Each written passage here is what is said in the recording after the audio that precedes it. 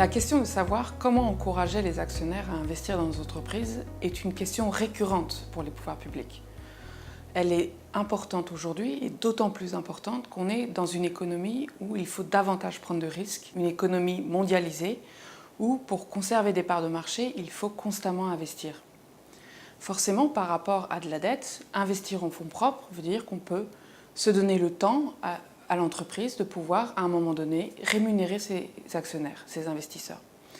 Et c'est pourquoi cette question est vraiment récurrente, ce qu'on observe en France, un déficit en fait en fonds propres par rapport, par exemple, à des pays comme l'Allemagne. Quand on réfléchit à cette question, il faut forcément se poser la question de quel est le degré de protection qu'on peut offrir aux investisseurs. Et ça, on n'y pense pas toujours. On pense souvent à la question économique, à la question de comment allouer l'épargne vers les fonds propres, mais la question plus précisément de la protection des actionnaires est un sujet qui est moins fréquent dans notre débat. Qu'est-ce qu'on entend par là? On entend que pour un investisseur, confier son argent à une entreprise et rester passif, c'est-à-dire ne pas s'engager forcément, il faut un certain nombre de conditions. Et si on regarde de manière plus large et qu'on pense au marché financier, on se dit en fait comment donner certains garde-fous, comment rassurer les investisseurs en fonds propres afin qu'ils puissent prendre des paris dans l'entreprise. Et sur ce point-là, la France est en décalage avec ses voisins européens et ce sujet est souvent pas très bien compris de nos pouvoirs publics. Qu'est-ce qu'on entend par là? C'est-à-dire qu'on l'a vu, il y a eu tout un débat sur l'objet social de l'entreprise. Quelle est la mission de l'entreprise? Est-ce que c'est une mission purement en faveur des actionnaires ou c'est une mission qui est ouverte vers l'extérieur et avec des prises en compte de paramètres comme l'environnement? En fait, le débat a été un peu faussé. Personne ne peut nier que l'intérêt à long terme de l'entreprise est aligné avec l'intérêt des actionnaires. Et dans ce débat-là, on a oublié une chose fondamentale, on a oublié de se dire, mais en fait, comment contrebalancer les pouvoirs du dirigeant? Parce que dans n'importe quelle organisation, dans nos institutions, il faut toujours organiser un mécanisme de contre-pouvoir. C'est-à-dire qu'aujourd'hui, vous devez avoir un dirigeant qui a au sein de l'entreprise un contre-pouvoir, qui est le conseil d'administration, et ce même conseil d'administration doit pouvoir rendre des comptes à leurs investisseurs. Et quand on aborde cette question du coup de la protection de l'investisseur sous cet angle-là, on remarque effectivement que la France est en retard. Il y a question de savoir quel est le degré quels sont les devoirs des membres du conseil d'administration vis-à-vis des actionnaires. Il y a question de savoir quel est le préjudice que peut subir un actionnaire par rapport au préjudice subi de l'entreprise. Et la question de savoir aussi comment l'actionnaire peut se regrouper quand il le faut pour pouvoir défendre ses droits. Et sur ces trois questions-là, la France est à la marge.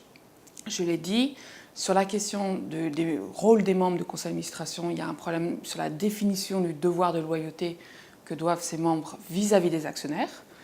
Sur la question du préjudice, on remarque que nos tribunaux ont extrêmement de mal à considérer que, par exemple, si un dirigeant donne une nouvelle qui n'est pas exacte par rapport à la réalité et que ça fait abaisser le cours de bourse, on a du mal à considérer qu'il y a un préjudice des actionnaires qui est distinct du préjudice de l'entreprise, ce qui l'empêche de pouvoir actionner un contentieux.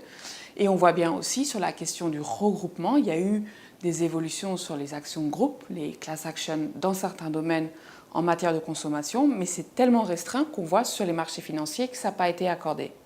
Et là, du coup, il y a une difficulté dans certaines situations pour l'actionnaire de faire valoir ses droits. Et il faut bien comprendre que ce problème-là n'est pas juste un problème lié à l'actionnaire, c'est un problème, du coup, beaucoup plus large pour nos marchés financiers. C'est une question, en fait, de crédibilité. Est-ce qu'on peut voir des changements dans le futur? En fait, je pense que le débat tel qu'on l'a vu autour de l'objet social ne va pas fondamentalement changer les choses en France, ne serait-ce même que du côté de là où on voulait qu'il soit, c'est-à-dire la prise en compte d'autres paramètres que la rentabilité à court terme de l'actionnaire.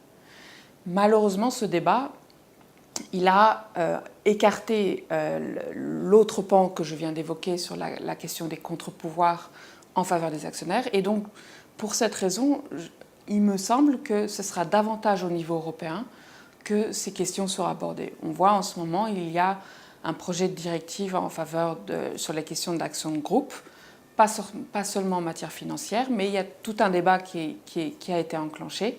Et comme à peu près comme toujours, j'ai envie de dire, on voit qu'il y a une grande différence dans l'appréhension de ces sujets entre l'Europe du Nord et l'Europe du Sud.